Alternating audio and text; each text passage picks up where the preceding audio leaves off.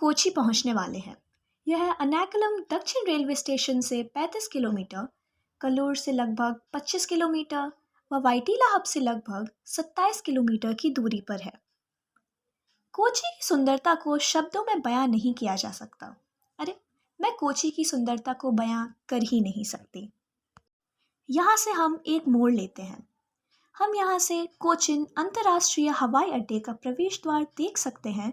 अगर हम यहाँ से दाईं ओर मुड़ते हैं तो प्रवेश द्वार का मेहराब एक नाव जैसे आकार में बनाया गया है। अब हम टर्मिनल 3 से होते हुए टर्मिनल 1 में प्रवेश करने जा रहे हैं। हमें इस प्रवेश द्वार से पार्किंग कूपन मिला।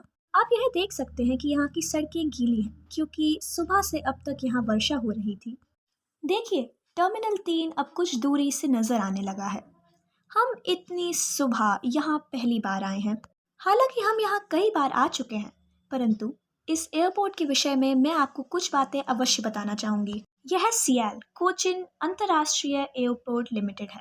इसका निर्माण सार्वजनिक निजी भागीदारी में हुआ था। यह 10,000 से अधिक गैर निवासी भारतीयों द्वारा वित्त पोषित किया गया था, जो 32 देशों से हैं। केरला की सरकार सीएल में लगभग 32% शेयर की भागीदारी है। अब हम टर्मिनल 3 के पार्किंग स्थान पर पहुंच गए हैं। टर्मिनल 3 अत्यंत चमकदार है और भरपूर रोशनी में बहुत सुंदर दिखता है। यह किसी आलिशान होटल की लॉबी के समान प्रतीत होता है। यह सियाल है, दक्षिण भारत का चौथा सबसे व्यस्त हवाई अड्डा व पूर्ण भारत का तीसरा। इसमें 3 यात्री टर्मिनल व 1 कार्गो टर्मिनल है। यह हर केरल वासी और हर भारतीय के लिए एक गौरव व गर्व का पात्र है, क्योंकि सीएल विश्व का पहला पूर्णतः सौर ऊर्जा वाला हवाई अड्डा है। सीएल को यूनाइटेड नेशंस द्वारा चैंपियन ऑफ अर्थ पुरस्कार से सम्मानित किया गया था। यह पुरस्कार पर्यावरण की सुरक्षा व रखरखाव के लिए दिया जाता है। सीएल केरला का पहला एयरपोर्ट नहीं। सन 1936 में वेलिंगटन आइलैंड्स में एक हवाई पट्टी बनाई गई थी, परंतु दूसरे विश्व युद्ध के दौरान इसे सैन्य हवाई अड्डे के रूप में प्रयोग किया जाने लगा व बाद में भारतीय नेवी द्वारा इसका संचालन किया गया था।